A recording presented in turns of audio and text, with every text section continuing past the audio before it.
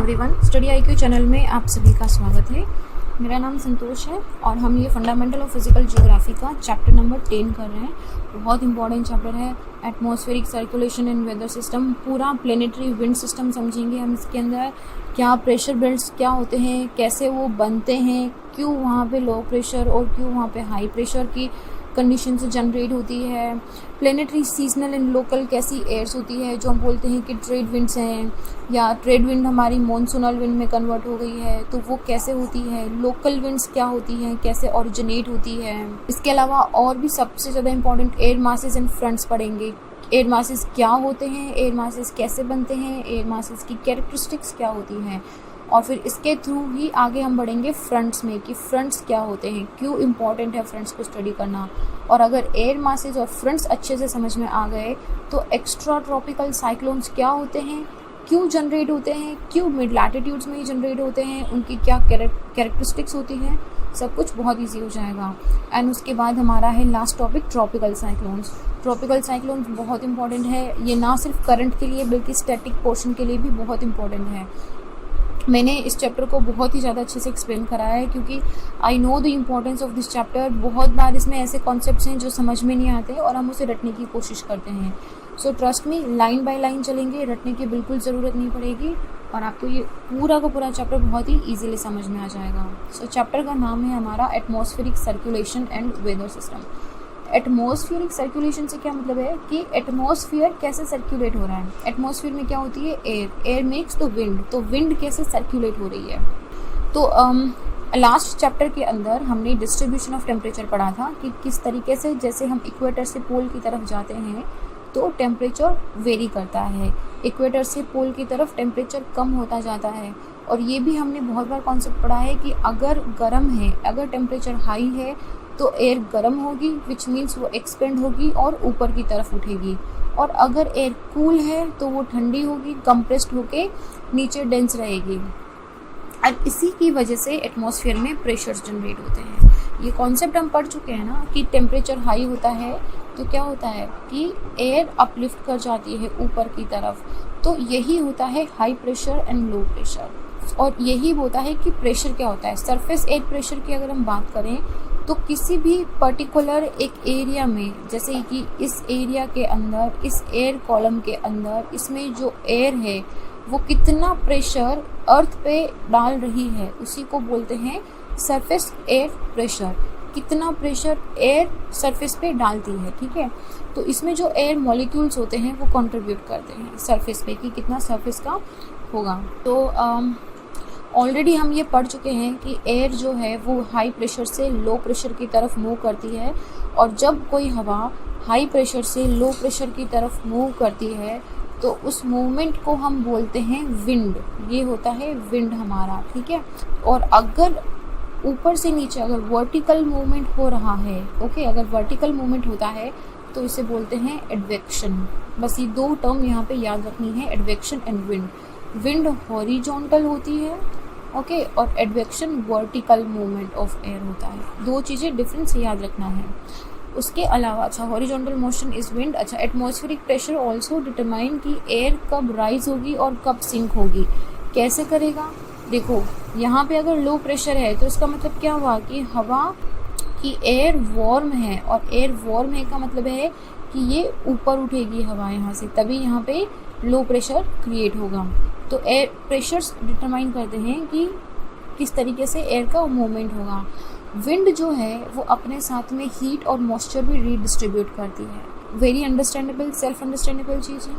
और इसीलिए ये हमारा जो हीट बजट है, हमारा जो कांस्टेंट टेम्परेचर अर्थ का है, उसे मेंटेन करने में हेल्प करती है।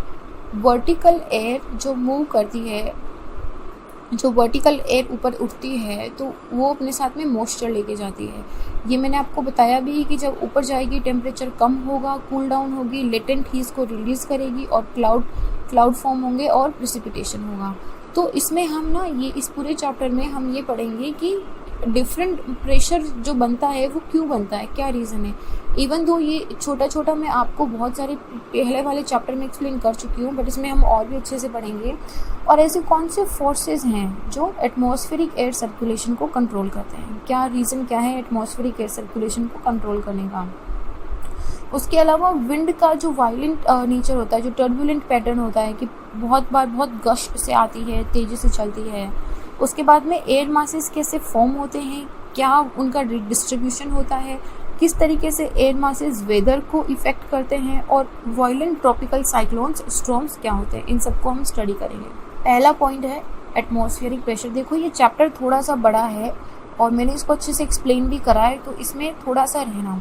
अगर आप इसे खुद से भी पढ़ोगे तो भी आपको कम से कम 6-7 घंटे लगेंगे इसे पढ़ के समझने में।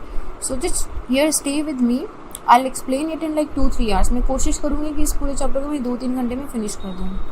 तो क्योंकि हम ओके, सो प्रेशर क्या होता है हमें पता है, the weight of air column, जो कि किसी भी पर्टिकुलर एरिया में अर्थ पे फील होता है, उसे बोलते हैं एटमॉस्फेरिक प्रेशर। एटमॉस्फेरिक प्रेशर की जो यूनिट होती है वो एमबी या फिर पास्कल के अंदर होती है। इसे किसी भी फैक्चुअल डिटेल के लिए याद नोट कर लो।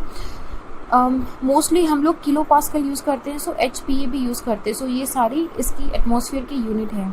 नॉर्मली एट सी लेवल पे जो एटमॉस्फेरिक प्रेशर होता है वो 1013.2 MB, या फिर ये 1 होगा actually 1.03, this is not 1000, this is 1, अच्छा हाँ नहीं, दिस इज़ 1013.2 HPA बोल सकते हैं। ग्रेविटी की वजह से सरफेस के पास में जो एयर होती है वो डेंस होती है, इसलिए मोस्टली जो यहाँ पे हाई प्रेशर रहता है। तो ये चीज़ हमने उसमें भी पढ़ा था स्ट्रक्चर ऑफ एटमॉस्फेयर में, कि जो ट्रोपोस्फेयर है उसमें सबसे ज़्यादा एयर का कॉन्सेंट्रेशन रहता है, and that is because of the gravity only. Now जब एयर डेंस रहेगी, जब एयर नीचे ज़्यादा वेट एक्सट्रैक्ट करेगी, विच मीन्स कि हाई प्रेशर है, और अगर एयर का वेट कम है तो विच मीन्स कि लो प्रेशर है। तो ओके, ये मरकरी बोरोमीटर्स या फिर एंड्रॉयड बोरोमीटर से ये थोड़ी फैक्चुअल डिटेल है, इसे नोट कर लो। सो इन इंस्ट्रूमेंट्स के बारे में आपको पढ़ने की ज़रूरत नहीं है, एग्जाम्स में ऐसा नहीं पूछते हैं। I have never seen any question asking this type of things. तो जैसे जैसे हम हाइट पे जाते हैं प्रेशर डिक्रीज होता जाता है। विल एनीबडी टेल मी कि क्यों डिक्रीज होता जाता है। जैसे हम एलिवेशन पे पहुंचते हैं प्रेशर डिक्रीज होता है, क्यों? क्योंकि जो एयर मॉलिक्यूल्स हैं ये थिन होते जाते हैं, डेंसिटी इनकी कम होती जाती है, इसीलिए लोअर एल्टीट्यूड पे विच मीन्स कम हाइट पे हाई प्रेशर रहता है, क्योंकि एयर डेंस रहती है।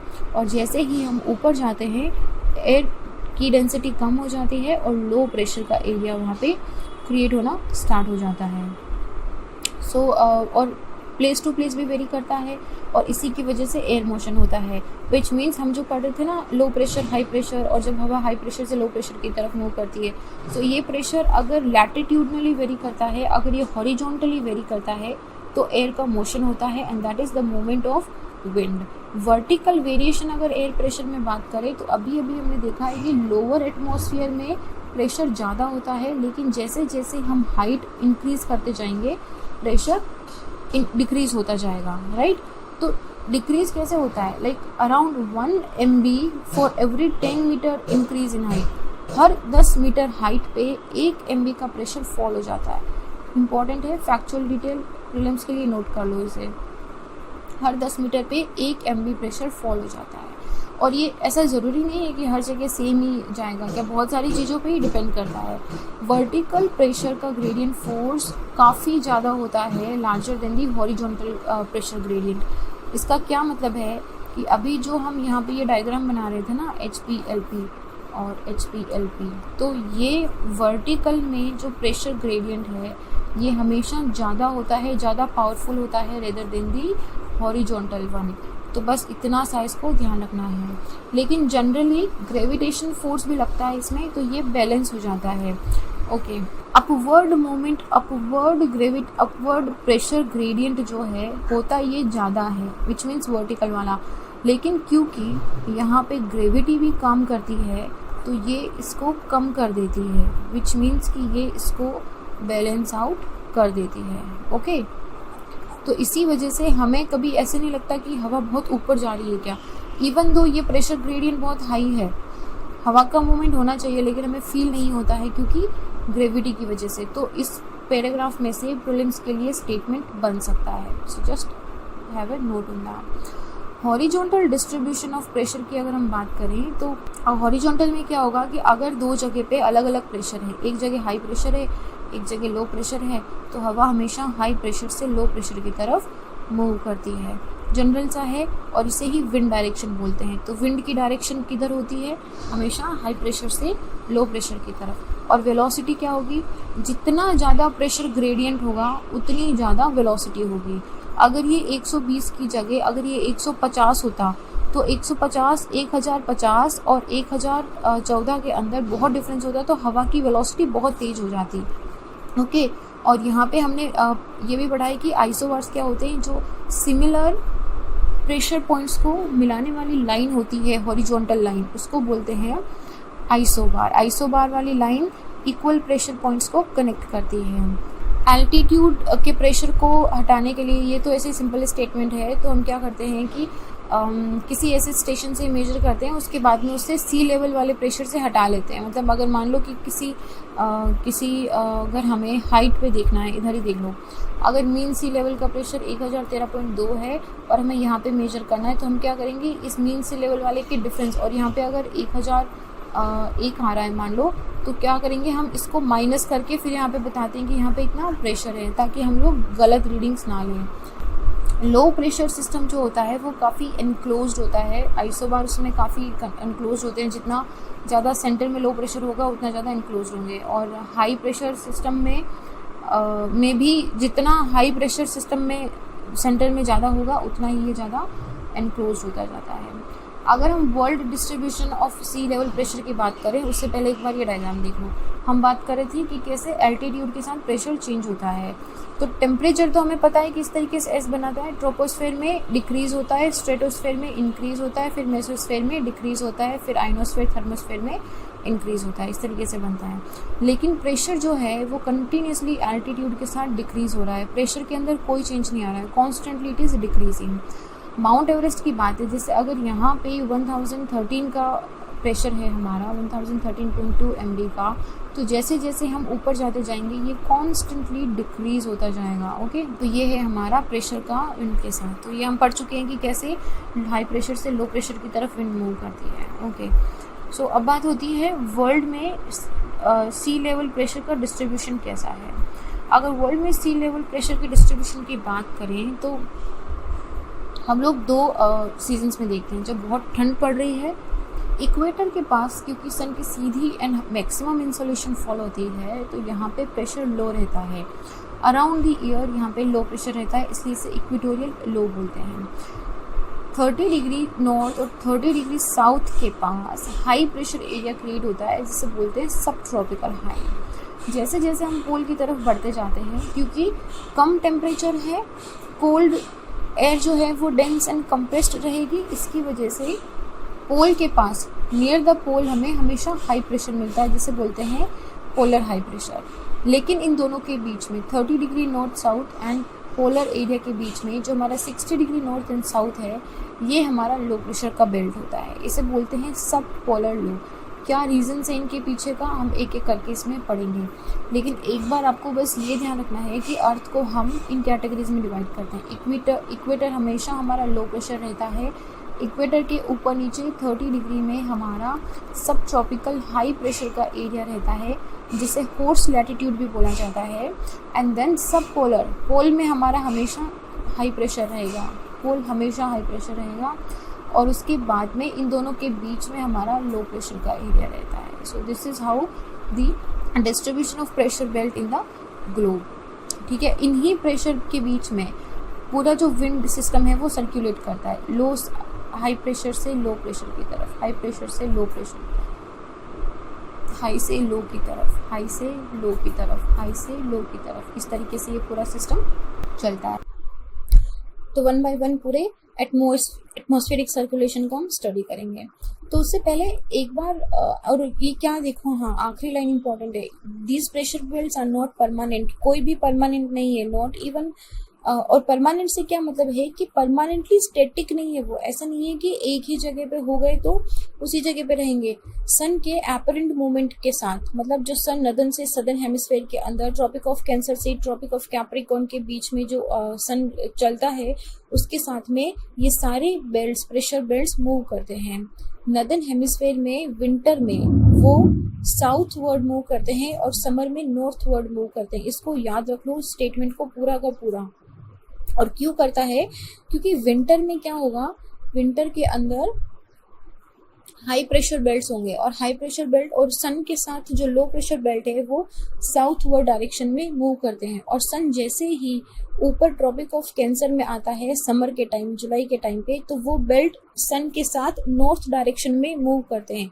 बस इतना समझ लो कि सन के साथ ऑक्सीलेशन हो रहा है। अगर सन सदर्न हेमिस्फेयर में है तो बेल्ट साउथ वर्ड मूव करेंगे, अगर सन नदर्न हेमिस्फेयर में है तो बेल्ट नॉर्थ साइड में मूव करेंगे। बस इतना सा ध्यान रखना है।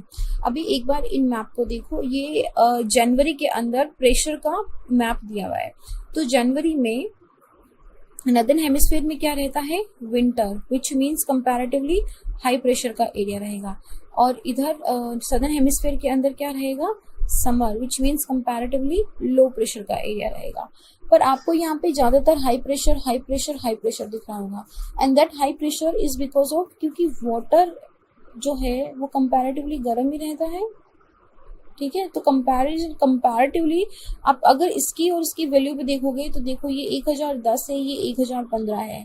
ठीक है, यहाँ पे देखो 1015 की वैल्यू है, और अगर यहाँ पे वैल्यू देके नहीं रखी है बट ये 1010 की आइसो बार पे फॉल हो रहा है, तो यहाँ पे वैल्यू 1010 है, तो यहाँ पे कंपैरेटिवली लो प्रेशर है। यहाँ पे हम कंपैरिजन में बात कर रहे हैं। ठीक है, ऐसा नहीं है कि बहुत ड्रास्टिक चेंज हो जाता है क्या, कोई 50-100 प्रेशर का डिफरेंस होता है क्या। अगर इतना 50-100 MB में प्रेशर का डिफरेंस होता है तो फिर साइक्लोनिक टाइप सिचुएशंस क्रिएट हो जाती हैं। ओके, तो वेर इज नदर्न हेमिस्फेयर में क्या रहेगा? विंटर है, तो विंटर में लैंड क्या होती है? जल्दी गर्म जल्दी ठंडी हो जाती है। तो आपको दिखेगा कि सारा का सारा जो लैंड एरिया है वो हाई प्रेशर वाला जोन है। और यहाँ पे देखो 130, यहाँ पे बहुत कड़ाके की ठंड पड़ती है, 130-120 तक का हाई प्रेशर है यहाँ पे। वेर इज जो ओशियंस हैं वो कंपैरेटिवली गर्म रहते हैं, तो वहाँ पे लो प्रेशर दिखाया गया है।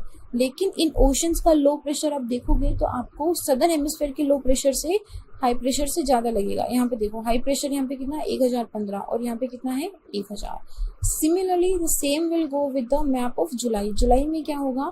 सन जो है वो ट्रॉपिक ऑफ कैंसर पे सनशाइन करेगा, विच मीन्स हमारा नदर्न हेमिस्फेयर में समर चल रहा है। तो आपको जितना भी लैंड का एरिया है वहां पे आपको लो प्रेशर का एरिया दिखेगा। क्यों दिखेगा लो प्रेशर का? क्योंकि जल्दी गर्म हो रहा है, सीधा सनशाइन हो रहा है यहाँ पे, तो लो प्रेशर क्रिएट रहता है। और जो कंपैरेटिवली जो ओशंस हैं वो आपको हाई प्रेशर में दिखेगा। लेकिन यहाँ पे आपको फिर भी जो ये एरिया है ये आपको हाई प्रेशर में दिखाई दे रहा है। और हम आ गए हैं अभी विंटर में। लेकिन आप इसका वैल्यू देखो, ऊपर हमने देखा था कि 1015 1010 तक था, और यहाँ पे हाई प्रेशर अभी कितना हो गया है? 1020 तक हो गया है। ठीक है, तो ये इस तरीके से प्रेशर बेल्ट्स वेरी करते हैं। सिमिलरली ITCZ वाला जो भी है, ITCZ यू कैन सी कि it has moved when the sun was in the southern direction. ITCZ has moved to the southern direction this particularly.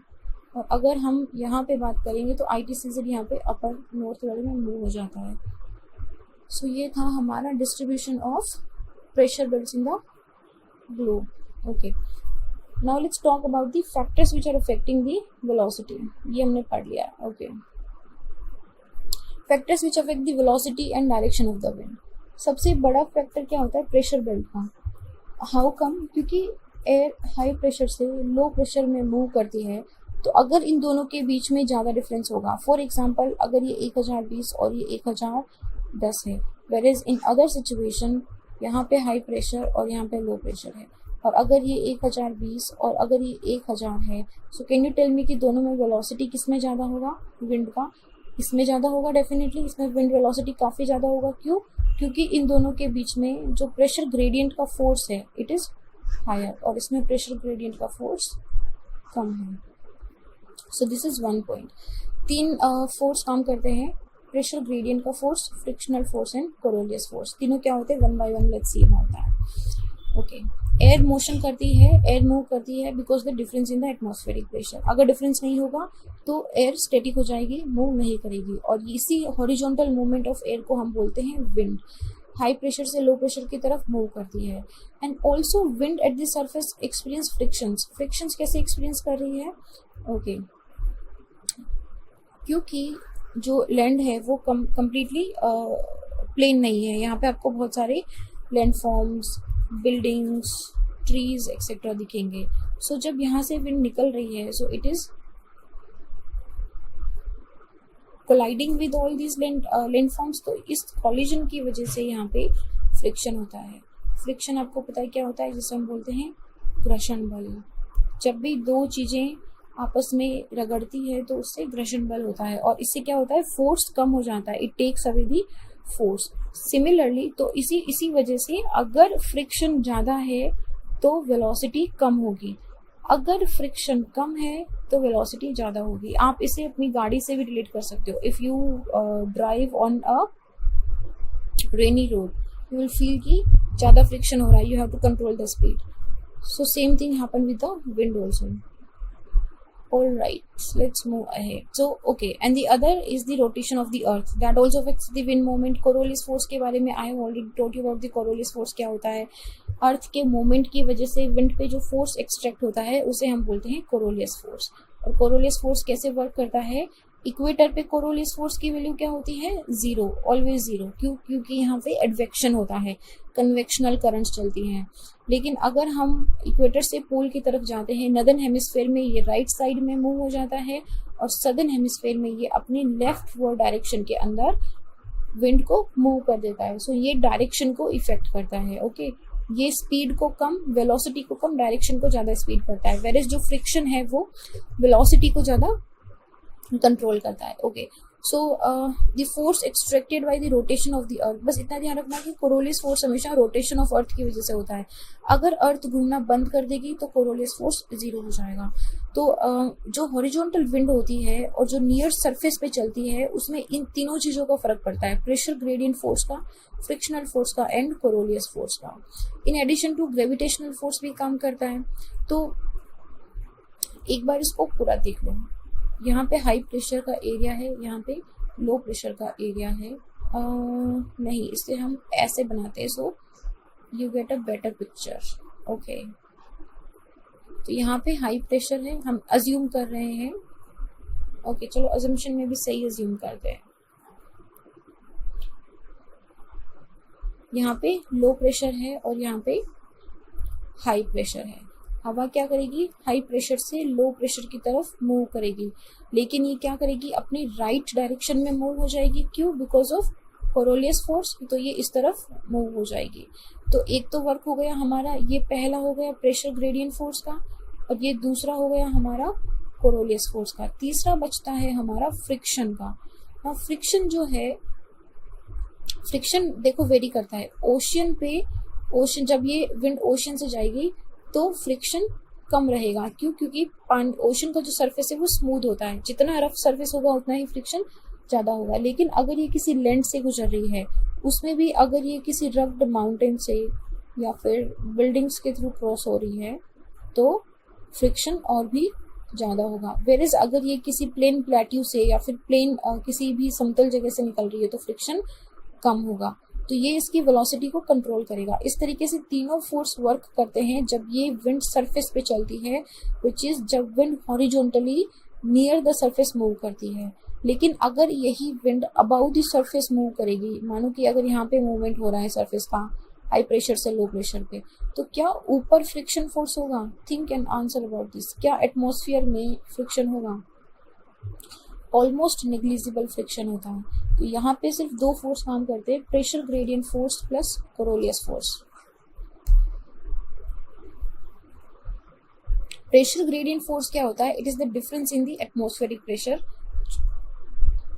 And वो प्रेशर एक force produce करता है। That force is helping the wind to move from one place to another move. And अगर rate of change, अगर pressure की rate में change होता है with respect to the distance, तो प्रेशर ग्रेडियंट भी चेंज हो जाता है।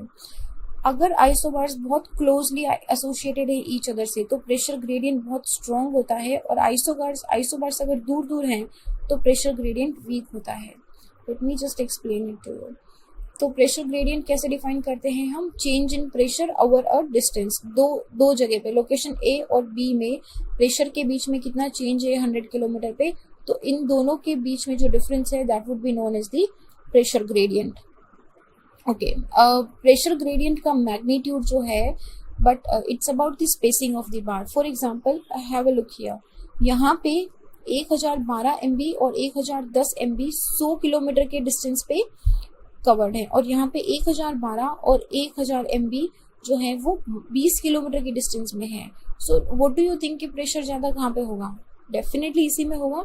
और आइसोबार्स जितने ज्यादा क्लोज होंगे, विच मीन्स कि ये क्या कर रहा है कि अगर इस तरीके से क्लोजली एसोसिएटेड आइसोबार्स हैं, विच मीन्स कि प्रेशर ग्रेडियंट में डिफरेंस बहुत पास पास में है, तो विंड उतनी ही ज्यादा मूव करेगी, उतनी ज्यादा मूवमेंट होगा। अगर आइसोबार्स दूर दूर हैं तो विंड का वेलोसिटी भी कम ही होता है। तो ये तो हो गया प्रेशर ग्रेडियंट का। हाई प्रेशर से लो प्रेशर पे जाती है तो ये हमारा विंड का मूवमेंट होता है। सेकंड है हमारा फ्रिक्शन। फ्रिक्शन स्पीड को इफेक्ट करता है, ये हमेशा ध्यान रखना कि स्पीड को अफेक्ट करता है हमारा फ्रिक्शन, और ये सरफेस पे सबसे ज्यादा होता है, और सी पे फ्रिक्शन मिनिमम होता है, और एटमॉस्फेयर में ऊपर की तरफ जैसे हम अपर एटमॉस्फेयर में जाते हैं फ्रिक्शन ऑलमोस्ट 0 हो जाता है। तो फ्रिक्शन पे तो मैंने आपको बता ही दिया है कि जैसे अगर सरफेस पे चलती है तो फ्रिक्शन वर्क करता है, और ऊपर अगर हम चले जाएंगे तो फ्रिक्शन ऑलमोस्ट 0 हो जाता है। देखो यहीं पे बताया कि ये है near the surface. Near surface में अगर हम बात करेंगे तो क्या क्या फोर्स लग रहा है इसमें? हमारा कोरोलियस फोर्स लग रहा है, प्रेशर ग्रेडियंट फोर्स लग रहा है, और फ्रिक्शन लग रहा है। वेयर अगर हम ऊपर चले जाएंगे विच इज हमारा अपर एटमॉस्फेयर के अंदर, तो यहाँ पे सिर्फ प्रेशर ग्रेडियंट और कोरोलियस फोर्स 2 चीजें काम करेगी, तो ये हमारा ऊपर फ्रिक्शन 0 हो जाएगा।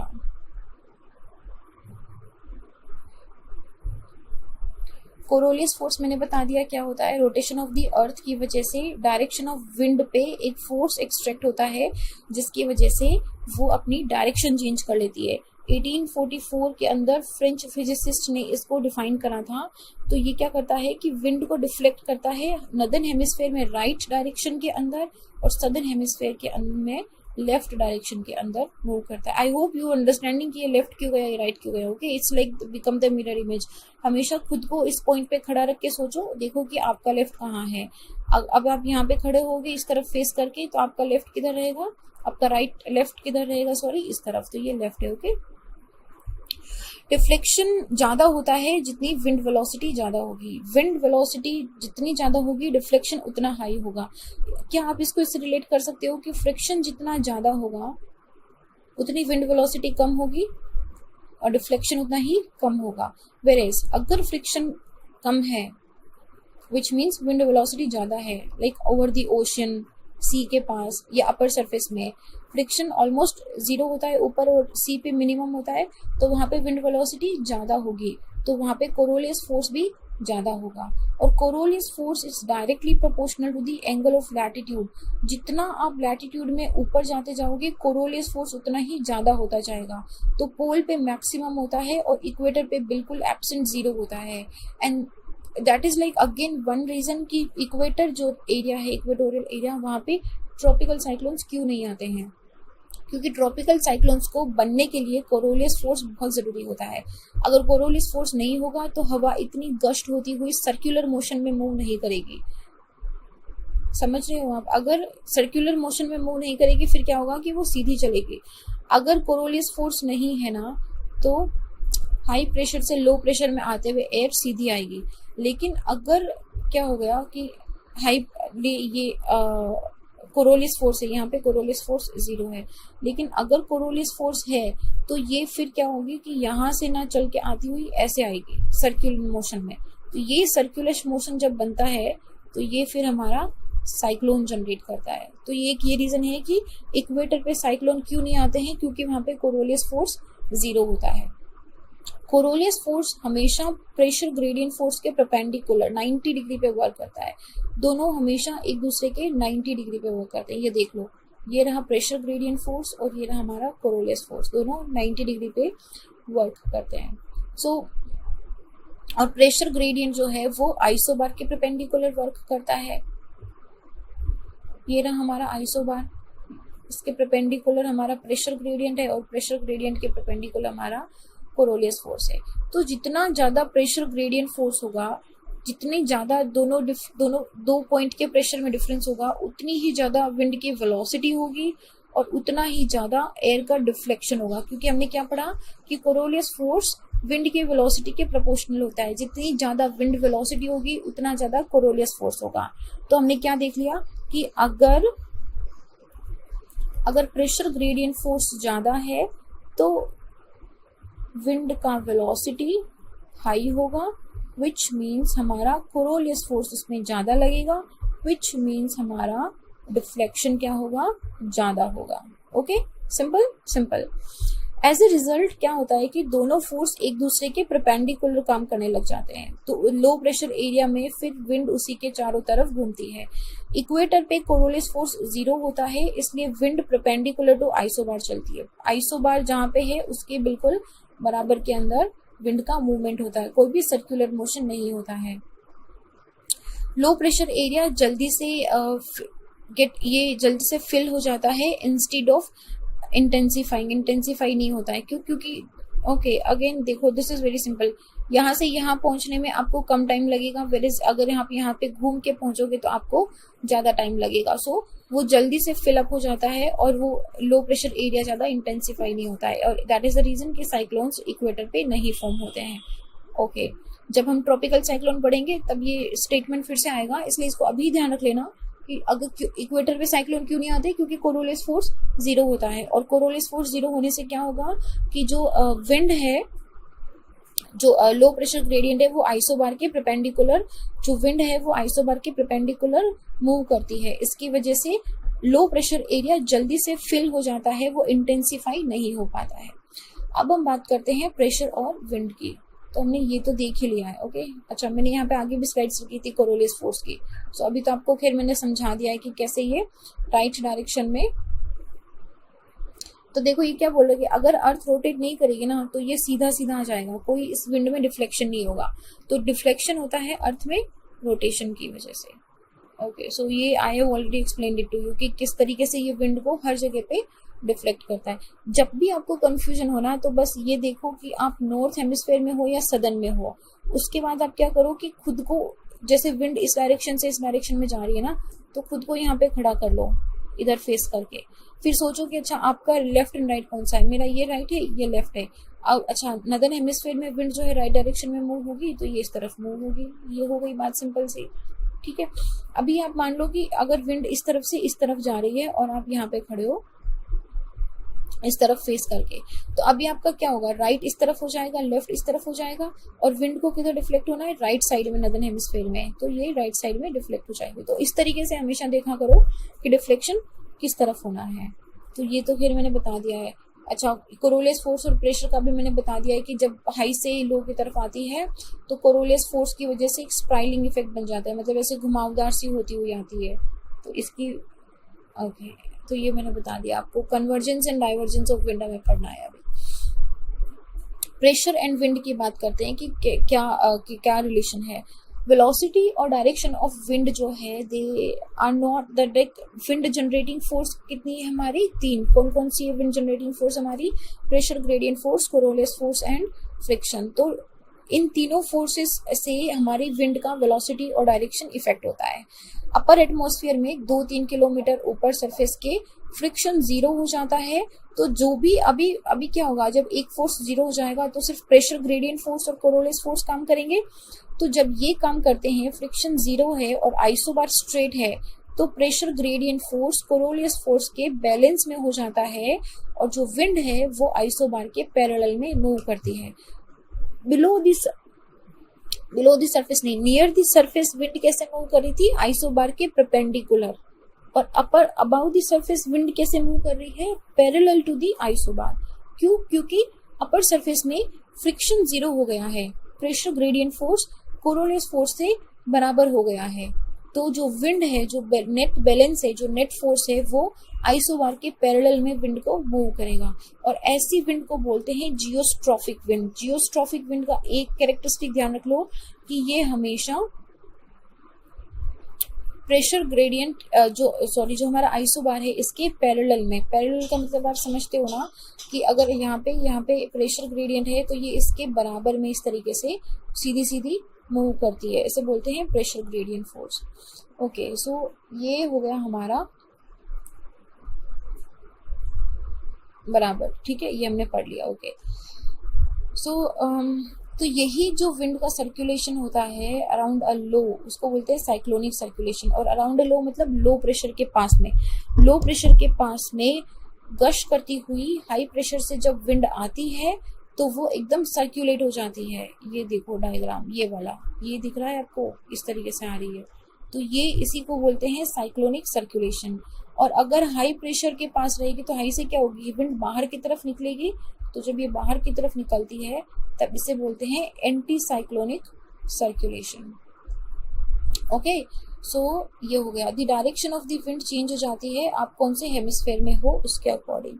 और ये चीज रट लो इसे, जो नदर्न हेमिस्फेयर और सदर्न हेमिस्फेयर है। नदर्न हेमिस्फेयर में जो लो प्रेशर एरिया या जो साइक्लोन्स है वो हमेशा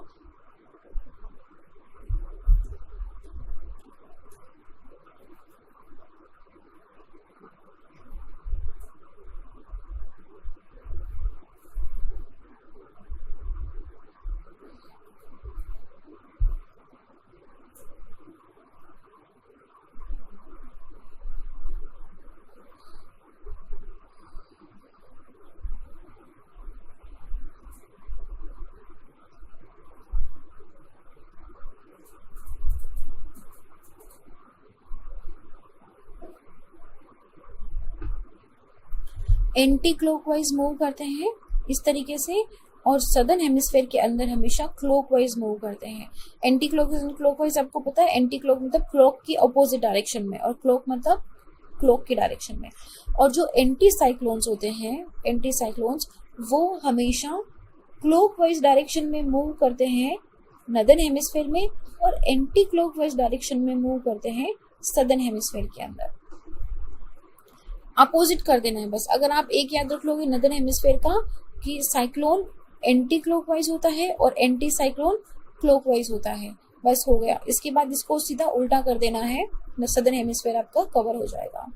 तो विंड सर्कुलेशन जो अर्थ के पास में या जो हाई होती है, ये काफी, जो लो सरफेस के पास विंड सर्कुलेशन होता है ये अपर एटमॉस्फेयर या अपर एटमॉस्फेयर में जो विंड सर्कुलेट होती है उसको भी ये इम्पैक्ट करती है। कैसे करती है, जैसे जो लो प्रेशर का एरिया है वो जब ऊपर की तरफ उठेगा, कन्वर्ज करके ऊपर की तरफ उठेगा, तो ऊपर क्या होगा, बहुत ज्यादा एयर आ जाएगी, एयर का डेंसिटी हाई हो जाएगा, तो ऊपर हाई प्रेशर एरिया क्रिएट हो जाता है। और वो क्या करेगा फिर, हाई प्रेशर एरिया, यहाँ से हाई प्रेशर से हमेशा हवा निकलती है, तो यहाँ से ये डाइवर्जेंस होना जरूरी हो जाएगा। तो let me just explain it to you here, we have a diagram. Okay, low pressure में क्या होता है, हाई प्रेशर से हवा आती है, तो मान लो ये हाई प्रेशर है, इधर कहीं पे एक और जगह हाई प्रेशर है, इन दोनों डायरेक्शन से यहाँ पे हवा आ रही है। और लो प्रेशर में क्या होगा, हवा ऊपर उठती है, ठीक है, गर्म होकर हवा ऊपर उठती है। जब ये ऊपर उठेगी, और वैसे भी जब दोनों तरफ से पुश करेगी हवा तो ऊपर उठेगी, जब ये ऊपर उठेगी तो यहाँ पे क्या होगा, एयर का डेंसिटी हाई हो गया है, एयर का डेंसिटी हाई होने से यहाँ पे क्या, एयर प्रेशर क्रिएट हो जाएगा। और एयर प्रेशर हाई प्रेशर हमेशा डाइवर्ज करता है, फिर हाई प्रेशर कहीं और लो प्रेशर पे जाने के लिए मूव करेगी। सिमिलरली अगर यहाँ पे हाई प्रेशर है तो इसका मतलब क्या हुआ कि यहाँ से हवा निकल रही है, विच मीन्स कि यहाँ पे जगह खाली हो रही है। तो और ऊपर क्या होगा कि यहाँ हाई प्रेशर से हवा मूव होती हुई यहाँ आएगी और यहाँ आएगी, तो फिर ये नीचे की तरफ जाके ये कन्वर्ज होगी यहाँ पे, और कन्वर्ज होगी नीचे हाई प्रेशर पे अपना एरिया, अपनी जो हवा है वो उसको फिल करेगी। सो इस तरीके से ये पूरा सर्कुलेशन होता है। अगर नीचे लो प्रेशर है तो उसके ऊपर हमेशा हाई प्रेशर रहेगा, अगर नीचे हाई प्रेशर है तो उसके ऊपर वाला एरिया हमेशा लो प्रेशर रहेगा। लो प्रेशर एरिया कन्वर्ज करता है, क्यों, क्योंकि वहां पे एयर जो है डिफरेंट डायरेक्शन से आती है तो कन्वर्जेंस होता है, मिलती है। हाई प्रेशर हमेशा डाइवर्ज करता है, क्योंकि हाई प्रेशर को हमेशा हवा लो प्रेशर की तरफ भेजनी होती है, तो ये डाइवर्ज करता है, डाइवर्जेंस होता है। तो लो प्रेशर कन्वर्जेंस करता है, हाई प्रेशर डाइवर्जेंस करता है। अगर सरफेस पे लो प्रेशर है तो अपर सरफेस पे, अपर एटमॉस्फेयर पे हाई प्रेशर होगा। तो ये आप ध्यान रख लो, जितना भी हम अभी आगे पढ़ेंगे, वॉकर सेल पढ़ेंगे, हम मॉनसून पढ़ेंगे, हम सब के अंदर ये वाला कॉन्सेप्ट तो आएगा ही, इसको ध्यान रखना है। ये देखो यहाँ पे क्या, लो प्रेशर, यहाँ पे ग्राउंड से एयर आ रही है, लो प्रेशर में एयर राइज होती है, ऊपर जाएगी। ऊपर यहाँ पे क्या होगा कि क्योंकि मॉइस्चर जा रहा है यहाँ पे, तो मॉइस्चर कंडेंस होके बादल बादल बनाएगा और यहाँ पे हाई प्रेशर का एरिया रहेगा। ये हाई प्रेशर फिर डाइवर्ज होके यहाँ पे जाता है। और हाई प्रेशर में क्या होता है कि हाई प्रेशर में एयर डिसेंड करती है, मतलब नीचे की तरफ आ रही है, ठीक है, डाइवर्जेंस हो रहा है यहाँ पे। तो ये हो गया हमारा कॉन्सेप्ट। तो ये मूवमेंट देखो आप, मैंने क्या बोला था, लो प्रेशर कन्वर्जेंस करता है, इस चीज को प्लीज याद कर लो। लो प्रेशर कन्वर्जेंस करता है, कन्वर्जेंस का मतलब कि उसकी तरफ आ रही है, कन्वर्ज हो रहा है। और हाई प्रेशर का एरिया डाइवर्जेंस करता है, विच मीन्स कि उससे दूर जा रही है हवा। ये ध्यान रख लो कॉन्सेप्ट, ये बहुत बहुत आगे काम आने वाला है अभी हमें। उसके बाद में अगर हम साइक्लोन का देखें तो देखो साइक्लोन में क्या, कन्वर्जेंस हो रहा है, विच मीन्स कि लो प्रेशर की तरफ एरिया आ रही है। तो ये नॉर्दर्न हेमिस्फीयर में कौन सी डायरेक्शन में बताया था मैंने, एंटी क्लॉकवाइज में। और हाई प्रेशर एरिया में क्या होगा कि डाइवर्जेंस, इससे दूर जा रही है हवा, एंटी क्लॉकवाइज मूवमेंट हो रहा है, डाइवर्जेंस। और नॉर्दर्न हेमिस्फीयर में एंटी क्लॉकवाइज साइक्लोन का मैंने डायरेक्शन क्या बताया था, क्लॉकवाइज में ये डायरेक्शन में मूव करता है, sorry anti, not anti, high pressure cyclone, anti cyclone जिसे हम बोलते हैं, ये हमेशा क्लॉकवाइज डायरेक्शन में मूव करता है। सो इसीलिए ये वाला डायग्राम आप देखो, इसीलिए जो लो प्रेशर वाला एरिया होता है, यहाँ पे एयर अनस्टेबल होती है। अनस्टेबल होने का मतलब है कि यहाँ पे विंड ऊपर की तरफ जाएगी, वो क्लाउड बनाएगी और फिर हमेशा बारिश करती है। वैसे जो कोल्ड एरिया होता है ना, वहाँ पे आपको काम स्काई, काम एंड क्लियर स्काई दिखाई देता है। और यही रीजन होता है क्योंकि यहाँ पे एयर ऊपर उठ के कंडेंसेशन नहीं करती है। तो ये पैटर्न हमने देख लिया कि साइक्लोन क्या होते हैं, लो प्रेशर का एरिया होता है, और ये नॉर्दर्न हेमिस्फीयर में एंटी क्लॉकवाइज इस तरीके से, और सदर्न हेमिस्फीयर में क्लॉकवाइज मूव करता है। और एंटी साइक्लोन्स जो हाई प्रेशर के एरिया होते हैं, वो नॉर्दर्न हेमिस्फीयर में क्लॉकवाइज मूव करते हैं और सदर्न हेमिस्फीयर में एंटी क्लॉकवाइज मूवमेंट होता है उनका। तो ये हो गई हमारी बात साइक्लोन की। अब हम एक बार जनरल सर्कुलेशन ऑफ एटमॉस्फेयर देखते हैं कि किस तरीके से एटमॉस्फेयर में विंड का जनरल सर्कुलेशन होता है। तो इनको क्या बोलते हैं, प्लेनेटरी विंड्स बोलते हैं। प्लेनेटरी विंड्स क्यों बोलते हैं, क्योंकि ये पूरे ग्लोब को कवर करती है, इसलिए इसे बोलते हैं प्लेनेटरी विंड्स। ये प्लेनेटरी विंड्स किस पे डिपेंड करती है, देयर आर 5 मेजर फैक्टर्स जिन पे ये प्लेनेटरी विंड्स डिपेंड करती है। पहला है हमारा latitudinal variation in atmospheric heating. What do you understand by latitudinal variation in atmospheric heating? Solar insulation की बात कर रहे हैं हम यहाँ पे, राइट। सोलर इंसुलेशन क्योंकि इक्वेटर पे ट्रॉपिक्स के बीच में सबसे ज्यादा होता है, तो यहाँ पे टेम्परेचर ज्यादा होगा, एंड दैट मीन्स कि एटमॉस्फेरिक टेम्परेचर की भी बात कर रहे हैं, एटमॉस्फेरिक टेम्परेचर ही ज्यादा होगा। वेयर जैसे जैसे हम पोल की तरफ जाएंगे, सोलर इंसुलेशन कम होता जाएगा, तो इस एरिया में एटमॉस्फेरिक टेम्परेचर कम होता जाएगा, राइट। इसीलिए इक्वेटर के आसपास वाला 33.5 डिग्री से 23.5 डिग्री नॉर्थ एंड साउथ का जो एरिया है, tropic of Cancer and Capricorn, इसे टॉरिड जोन बोलते हैं, इसे ट्रॉपिक्स एरिया भी बोलते हैं। एंड यहाँ पे हमेशा ऑलमोस्ट गर्म रहता है, मतलब यहाँ पे आपको दिखेगा कि गर्मी है, समर्स आर वेरी विजिबल। लेकिन जैसे हम पोल की तरफ जाएंगे तो यहाँ पे टेम्परेट जोन आना स्टार्ट हो जाएगा, and then about 66.5 degree north and south हमारा कंप्लीटली फ्रिजिड जोन हो जाता है। तो हाँ, इसको मैं यहीं पे एक्सप्लेन कर देती हूँ। तो हमने जब हीट रिडिस्ट्रीब्यूशन पढ़ा था हीट बजट के अंदर, तो हमने क्या पढ़ा था कि इक्वेटर पे ज्यादा एनर्जी होती है which is in the surplus, लेकिन जैसे हम पोल की तरफ जाते हैं हमारे पास डिफिसिट होता है। And the reason being solar insolation, यही क्योंकि हमारे पास एनर्जी का एक ही सोर्स है। ओके, सो जब भी आपको बात आए कि क्यों एनर्जी में डिफिसिट और सरप्लस है, तो आप यही बोलोगे कि इक्वेटर पे सरप्लस है क्योंकि सीधा सोलर इंसोलेशन है। Okay, there is only one reason, कोई और इसमें ज्यादा कॉम्प्लिकेटेड रीजन है नहीं। तो इसमें क्या होता है कि यहाँ पे जो एयर सर्कुलेट कर रही है ना, ये एयर सर्कुलेशन अपने साथ इस एनर्जी को भी सर्कुलेट करती है। तो जैसे हम पोलवर्ड्स जाते हैं, इक्वेटर की सरप्लस एनर्जी पोल या फिर मिड लैटिट्यूड की तरफ पूरी रीसर्कुलेट हो जाती है, इस तरफ सर्कुलेशन में चली जाती है। तो इससे इक्वेटर एक्सट्रीमली गर्म नहीं होता और पोल एक्सट्रीमली ठंडा नहीं होता, पूरी अर्थ का टेम्परेचर मेंटेन होके रखता है। नेक्स्ट है हमारा emergence of pressure belts. Emergence of pressure belt का मतलब क्या हुआ, अभी हमने क्या देखा था कि इक्वेटोरियल लो प्रेशर होगा, पोलर हमेशा हाई प्रेशर रहेगा, बीच में हमारा जो पोलर लो प्रेशर है सब पोलर लो प्रेशर रहेगा और सब ट्रॉपिकल हाई प्रेशर रहेगा।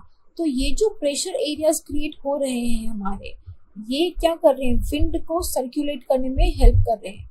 Air high pressure to low pressure जाएगी ना, तो इसमें क्या सर्कुलेशन एयर का होना स्टार्ट हो जाता है। तो इमर्जेंस ऑफ प्रेशर बेल्ट हमारे प्लेनेटरी विंड के पैटर्न को डिफाइन करते हैं। उसके बाद migration of belt following apparent path of the sun. जैसे जैसे सन नॉर्थ या साउथ की तरफ जाएगी, जब सन नॉर्थ की तरफ जाती है तो सॉरी नॉट सन नॉर्थ की तरफ जाती है, sorry completely wrong, I mean to say कि जब समर सॉलिस्टिस होता है और सन जब ट्रॉपिक ऑफ कैंसर पे सीधा ओवरशाइन करता है, ओवरहेड शाइन करता है, तो यहाँ पे हाई एंगल हाई इंटेंसिटी की वजह से ये जो हमारे प्रेशर जोन्स हैं ये नॉर्थ वर्ड में शिफ्ट हो जाते हैं। एंड सिमिलरली जब हमारा विंटर सॉलिस्टिस आता है, जब winter Cancer tropic of Capricorn पे ओवरहेड रहता है, तब हमारे जितने भी प्रेशर बेल्ट्स हैं वो हमारे साउथ वर्ड डायरेक्शन के अंदर मूव कर लेते हैं। तो ये प्रेशर बेल्ट्स नॉर्थ या साउथ में मूव करते हैं विद द मूवमेंट ऑफ सन।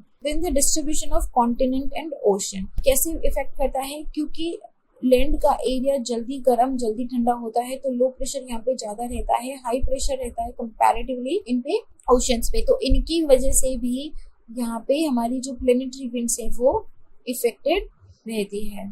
फिर है rotation of the earth. Rotation of the earth से क्या होता है, हमारा जो डायरेक्शन है वो चेंज हो रहा है। जो हम ट्रेड विंड्स देखते हैं ना कि इस तरीके से घूम के आ रही है, ये इस तरीके से आ रही है, तो जनरली तो इसे हाई प्रेशर से लो प्रेशर में बिल्कुल सीधा पहुंचना चाहिए, बट ऐसा ना हो के ये राइट डायरेक्शन में मूव हो जाती है। सो कोरियोलिस फोर्स भी हमारा प्लेनेटरी विंड को के पैटर्न को इन्फ्लुएंस करता है। तो इन जनरल जो पैटर्न ऑफ जो मूवमेंट ऑफ प्लेनेटरी विंड्स है उसी को बोलते हैं हम general circulation of atmosphere. Planetary wind के पैटर्न मूवमेंट पैटर्न को कि कहाँ से कहाँ कैसे सब ट्रॉपिकल हाई से इक्वेटोरियल लो पे और सब पोलर लो पे जा रही है, किस तरीके से पूरी एयर सर्कुलेट हो रही है। तो ये जो एयर सर्कुलेशन है ये ओशन वाटर को भी सर्कुलेट करती है और जो फिर से अर्थ की जो एनर्जी है और अर्थ का जो क्लाइमेट है उसको इम्पैक्ट करता है।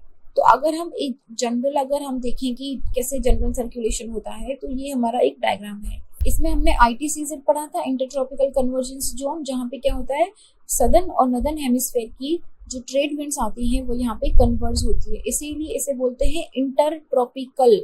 दोनों ट्रॉपिक्स की कन्वर्जेंस जोन, दोनों ट्रॉपिक्स की ट्रेड विंड आके कन्वर्ज हो रही है, that is intertropical convergence zone. और हमने क्या पढ़ा था, लो प्रेशर पे कन्वर्जेंस होता है, तो इंटरट्रॉपिकल हमेशा लो प्रेशर का एरिया होता है। ओके, उसके बाद में 30 डिग्री नॉर्थ एंड साउथ पे हमारा सब ट्रॉपिकल हाई एरिया रहता है। सब ट्रॉपिकल हाई, इसे यहाँ पे सब ट्रॉपिकल जेट स्ट्रीम्स भी चलती है।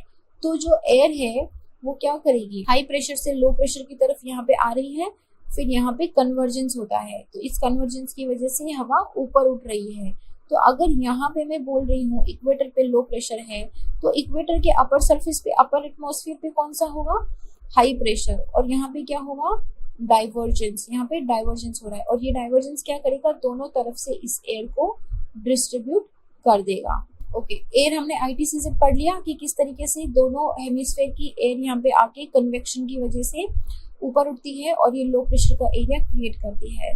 तो जो विंड फ्रॉम द ट्रॉपिक्स आती है वो इस लो प्रेशर एरिया में कन्वर्ज करती है और इसे कन्वेक्शन सेल बोलते हैं। कन्वेक्शन सेल क्यों बोलते हैं? क्योंकि ऊपर उठ रही है, इट इज कन्वेक्टिंग। ओके, और ये लगभग 14 किलोमीटर ऑफ ट्रोपोस्फीयर तक पहुंचती है। इसकी अपर लिमिट इतनी होती है कि कन्वर्जन वाली जो एयर है ये 14 किलोमीटर तक ऊपर चली जाती है और फिर ये यहाँ से पोल की तरफ जाती है।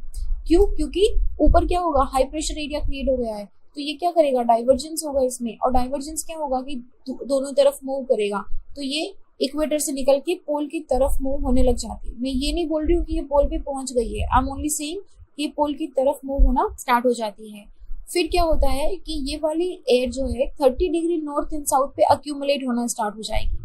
ये अक्यूमुलेटेड एयर नीचे सिंक होगी। कैसे सिंक होगी, अभी सिर्फ इस पे ध्यान देना। जो फेरल सेल है हमारा, यहाँ पे ये आ रही है इक्वेटर वाली एयर, और यहाँ पे क्योंकि हमारा क्या है, सब पोलर लो, तो अगर नीचे लो प्रेशर है इसमें, तो अपर सरफेस में क्या हो जाएगा, हाई प्रेशर हो जाएगा। ये हाई प्रेशर भी डाइवर्जेंस क्रिएट करेगा यहाँ पे और यहाँ पे, राइट। इसमें एक पोल की साइड में विंड चलेगी और दूसरे इक्वेटर की साइड में चलेगी। तो सब ध्यान से सुनना मैं क्या बोल रही हूँ। सब पोलर लो में अपर एटमॉस्फेयर के अंदर जो हाई प्रेशर क्रिएट हुआ है वो डाइवर्जेंस देगा। तो इस डाइवर्जेंस का एयर और जो लो इक्वेटर लो पे ऊपर जो हाई प्रेशर का डाइवर्जेंस है वो, ये दोनों एयर्स आपस में यहाँ पे आके मिलेंगी। यहाँ पे जब आके टकराएंगी तो क्या हो रहा है, यहाँ पे कन्वर्जेंस हो रहा है। दिस इज कन्वर्जेंस, दो एयर आपस में आके कन्वर्ज हो रही है, तो यहाँ पे लो प्रेशर का एरिया क्रिएट होगा और जब ये आपस में टकराएंगी तो ये नीचे की तरफ मूव करेंगी। जब ये नीचे की तरफ मूव करेगी, ऐसे समझो इसे, मैं इसे बहुत थोड़ा क्लियरली बता देती हूँ। ये इक्वेटर है लो, ये सब पोलर लो है, यहाँ पे लो प्रेशर है, यहाँ पे हाई प्रेशर। इसे ध्यान से सुनना, ये समझ में आ गया है तो जनरल सर्कुलेशन में कोई प्रॉब्लम नहीं होगी। यहाँ पे हाई प्रेशर है, ठीक है। यहाँ पे एयर कन्वर्ज हो रही है, कन्वर्ज हो रही है, यहाँ पे एयर डाइवर्ज हो रही है, डाइवर्ज हो रही है, यहाँ पे भी डाइवर्ज हो रही है, डाइवर्ज हो रही है। अब जब ये दोनों एयर आपस में आएंगी तो यहाँ पे around 30 degree north and south पे ये आपस में टकराएंगी। तो ये क्या हो रहा है, यहाँ पे कन्वर्जेंस हो रहा है, कन्वर्जेंस पे लो प्रेशर क्रिएट हो रहा है। उसके बाद ये एयर नीचे की तरफ पुश होगी। जब ये नीचे की तरफ पुश होगी तो यहाँ पे क्या होगा, एयर कंप्रेस्ड एयर आ गई है, डेंसिटी हाई हो गई है, तो यहाँ पे हाई प्रेशर का एरिया क्रिएट हो जाता है। तो ये हो गया हमारा सब ट्रॉपिकल हाई प्रेशर का एरिया। इस तरीके से जनरल सर्कुलेशन चलता है। एक बार फिर से समझाऊं बहुत सिंपल लैंग्वेज में, इक्वेटर लो है, इधर सब ट्रॉपिकल लो है, दोनों के ऊपर हाई प्रेशर जोन होगा। हाई प्रेशर जोन क्या करता है, एयर को डाइवर्ज करता है, बाहर की तरफ भेजता है। तो जब दोनों इधर से भी और इधर से भी एयर को बाहर की तरफ भेजेंगे तो एक पॉइंट में आके ये दोनों एयर टकराएंगी। 30 डिग्री नॉर्थ अराउंड सेंटर पे वो आके टकराती है और यहाँ पे कन्वर्जेंस की वजह से लो प्रेशर एरिया क्रिएट होता है और जब वो नीचे की तरफ पुश होगी कंप्रेस्ड एयर तो नीचे वो सरफेस पे हाई प्रेशर का एरिया क्रिएट करती है। और ये है हमारा कि किस तरीके से सब ट्रॉपिकल हाई बनता है। ये देखो, accumulated air sink to the ground और सब ट्रॉपिकल हाई बनाती है। इसके अलावा और ये जो इधर हाई प्रेशर में है ना, यही फिर इधर और इक्वेटर और सब ट्रॉपिकल लो की तरफ मूव होती है। उसके बाद क्या है हमारा, another reason for sinking the cooling is the cooling of the air. जब ये एयर गर्म हुई भी, इक्वेटर से जो एयर निकली है या फिर जहाँ पे लो प्रेशर से सब पोलर लो से जो एयर ऊपर निकली है, ये अपर एटमॉस्फेयर में लो टेम्परेचर की वजह से कूल हो जाती है। यहाँ पे ये कूल एयर हो जाएगी, तो ठंडी हवा क्या होगी, नीचे की तरफ जाएगी। तो दूसरा रीजन इसका ये भी है, दो रीजन है इसके, ठीक है। तो ये वो कूल एयर और जो कन्वर्ज्ड एयर है वो 30 डिग्री नॉर्थ एंड साउथ पे नीचे की तरफ मूव होती है। तो जैसे ही down below near the surface आएगी, फिर से ये एयर वहां पे हाई प्रेशर एरिया क्रिएट करती है, तो वो डाइवर्जेंस के अंदर पोल की तरफ और इक्वेटर की तरफ मूव करती है। तो जब ये इक्वेटर की तरफ मूव करती है तो ये north east trade winds generate करती है, राइट। क्यों, इसे आना तो इस तरीके से चाहिए था ना, लेकिन क्योंकि ये नदर्न हेमिस्फेयर की बात कर रहे हैं, नदर्न हेमिस्फेयर में ये विंड राइट डायरेक्शन में मूव हो जाएगी तो ये इस तरफ से बन जाएगी। अच्छा, अभी इनको किस तरीके से नॉमिनिक्लेचर करते हैं वो भी एक बार देखेंगे। ओके, सो ये तो बात हो गई हमारी सब ट्रॉपिकल की। उसके बाद जो ईस्टर्लीज हैं ये इक्वेटर के पास मिलेंगी दोनों साइड की, इधर वाले ये ईस्टर्ली भी और ये ईस्टर्ली भी, दोनों इक्वेटर पे मिलके इंटरट्रॉपिकल कन्वर्जेंस जोन को बनाती है। ऐसे सर्कुलेशन, मतलब जो अगर सर्कुलेशन सरफेस पे हो रहा है तो उसका बिल्कुल ऑपोजिट अपर सरफेस में भी होता है, अपर एटमॉस्फेयर में भी होता है। सो सर्कुलेशन सरफेस से अपवर्ड की तरफ जो होता है या जो अपवर्ड से सरफेस की तरफ होता है, ये एक सेल बनाता है। और एक सेल से क्या मतलब है कि ये पूरा एक इस तरीके से देख रहे हो आप, इस तरीके से पूरा एक सेल बनता है। इस सेल को अलग अलग नाम दिए जाते हैं, जैसे कि ये वाला जो सेल है जो ईस्टर्ली का बनता है, इसे बोलते हैं हेडली सेल। सब ट्रॉपिकल हाई और इक्वेटोरियल लो के बीच में जो सेल बनता है इसे बोलते हैं हेडली सेल। फिर सब पोलर लो और सब ट्रॉपिकल हाई के बीच में जो सेल बनता है इसे बोलते हैं फेरल सेल। और ऊपर जो पोल के पास बनता है इसे तो बोलते हैं फिर पोलर सेल। तो तीनों के नाम याद रखने हैं, हेडली सेल, फेरल सेल और पोलर सेल। ये आगे भी हमारा काम आएगा। तो ये इक्वेटर वाले को हमने क्या बोला, हेडली सेल। अच्छा, मिड लैटिट्यूड में कोल्ड एयर जो नीचे सिंक होगी, फिर वो क्या पोल की तरफ जाएगी और फिर वो नीचे से ऊपर की तरफ उठेगी। अब यहाँ पे क्या हो रहा है, देखो अभी हम बात करते हैं कि सब पोलर लो कैसे बना है। और एक बात ध्यान रखना कि ये ऐसा नहीं है कि एक बन गया तब दूसरा बनेगा, it all were very simultaneously, इसीलिए ये पूरा सिस्टम एक तरीके से सेट हो गया है। तो अभी देखो क्या हो रहा है, अभी हम बात कर रहे हैं पोलर की। सब ट्रॉपिकल हाई प्रेशर, यहाँ पे क्या है, हाई प्रेशर, यहाँ पे क्या है, हाई प्रेशर। हाई प्रेशर में क्या होगा, डाइवर्जेंस। क्या होगा, डाइवर्जेंस, एक जगह पे आके मिलेगी। यहाँ पे क्या हो रहा है, convergence. This is convergence zone. Convergence zone पे क्या क्रिएट होता है, लो प्रेशर। और ये कन्वर्जेंस क्या करेगा, फिर इस एयर को ऊपर उठाएगा, ऊपर उठाएगा तो यहाँ पे क्या क्रिएट होगा, हाई प्रेशर। हाई प्रेशर क्या होगा, फिर से वो डाइवर्ज करेगा। तो यहाँ पे फिर आगे ये फिर नीचे सिंक हो जाएगी और यहाँ पे ये आके नीचे सिंक हो जाएगी। तो इस तरीके से ये पूरा सेल बनता है। तो आई होप अभी आपको थोड़ा बहुत क्लियर हो गया होगा कि किस तरीके से जो डिफरेंट हमारे प्रेशर सेल्स हैं वो क्रिएट हो रहे हैं। तो ये बात हो गई हमारी फेरल सेल की। ओके, तो देखो एक बार बुक में पढ़ लेते हैं क्या बोला है। मिडिल लैटिट्यूड के अंदर जो सिंकिंग कोल्ड एयर है वो पोल से आती है और फिर ये subtropical and the rising warm air that blows from the subtropical high, दोनों वहां पे आके वेस्टर्लीज बनाती है और इस पूरी सेल को नाम देते हैं फेरल सेल। पोल पे क्या होगा कि जो कोल्ड एयर है वो सबसाइड, वो नीचे बिल्कुल सबसाइड करेगी नियर द पोल और वहां से वो फिर अभी हमने क्या देखा था कि पोल पे हाई प्रेशर से जो एयर है वो लो प्रेशर जो सब पोलर लो है उसकी तरफ मूव कर रही है। सो ये तीन सेल जो हैं ये general circulation pattern of atmosphere को सेट करती है और इन्हीं के थ्रू जो एनर्जी है वो लोअर लैटिट्यूड और हायर लैटिट्यूड के बीच में ट्रांसफर होती है और हमारा जनरल टेम्परेचर जो है वो मेंटेन रहता है। इफेक्ट ऑफ सर्कुलेशन की बात करें उससे पहले हम श्योर मैंने एक डायग्राम रखा हुआ, हाँ ये देखो इक्वेटर पे क्या है, लो प्रेशर। लो प्रेशर में ऊपर उठ रही है, यहाँ पे क्रिएट कर रही है हाई प्रेशर, तो ये फिर यहाँ पे जाएगी क्योंकि हाई प्रेशर देखो जब एयर कंप्रेस्ड होकर नीचे की तरफ आती है ना तो हमेशा वो कूल होती है। ठंडी हवा डेंस होके नीचे की तरफ हमेशा नीचे की तरफ आती है तो वो कूल एयर होती है और जो हवा ऊपर उठती है वो हमेशा गर्म हवा होती है और मोस्टली अगर वो ओशन वगैरह के पास से आ रही है तो अपने साथ में मॉइस्चर लेके आती है और फिर वो ऊपर जाके क्लाउड्स का भी फॉर्म करती है। तो जहाँ पे भी आपको हाई प्रेशर का एरिया दिखेगा ना तो वहाँ पे हमेशा ये होता है कि एंटी साइक्लोनिक कंडीशंस रहती हैं और जहाँ पे भी एंटी साइक्लोनिक कंडीशंस रहती हैं वहाँ पे क्लाउड्स नहीं होते, मैंने पहले भी बताया है। और वहाँ पे क्या रहता है, कूल टेम्परेचर रहता है। ओके, एंटी साइक्लोनिक, वहाँ पे एयर चलेगी ठंडी ठंडी सी पर ऐसे कोई साइक्लोनिक वाला सिचुएशन नहीं रहेगा। तो ये है हमारा हेडली सेल। इक्वेटर हमारा पूरा ट्रॉपिकल एवरग्रीन फॉरेस्ट है, यहाँ से कन्वेक्शन के थ्रू एयर ऊपर उठी, कन्वर्जेंस हो रहा है दोनों ट्रेड विंड्स का यहाँ पे और यहाँ पे ये हाई प्रेशर का एरिया होगा जहाँ से ये डाइवर्ज करेगी और ये हॉर्स लैटिट्यूड्स पे या फिर सब ट्रॉपिकल हाई एरिया पे जाके नीचे कंप्रेस हो जाएगी। तो इस तरीके से पूरा हमारा सर्कुलेशन बनता है। ये देखो इक्वेटर से ऊपर उठी, फिर सब ट्रॉपिकल पे नीचे गई और फिर यहाँ पे पोलर जेट से ऊपर उठी और सब ट्रॉपिकल पे नीचे आई, हाई प्रेशर से लो प्रेशर गई। एक मैंने इसको एक्सप्लेन कर दिया है, एक बार इसको खुद से पॉज करके देखो वीडियो को and then just have a look कि किस तरीके से ये सर्कुलेशन पूरा हो रहा है। तीन सेल्स का नाम हमें याद रखना है, Hadley cell, Ferrel cell and polar cell. Okay, और आपको ये भी दिखेगा कि इसमें जो हाइट है ना वो कम होती जा रही है। क्यों कम होती जा रही है, क्योंकि पोल के पास हवा ज्यादा डेंस होगी और ज्यादा डेंस एयर ऊपर नहीं उठती है। पोल पे बहुत ठंडी रहती है, बहुत ठंडी की वजह से हवा बहुत डेंस रहेगी और जो ज्यादा डेंस है वो ऊपर नहीं उठती है।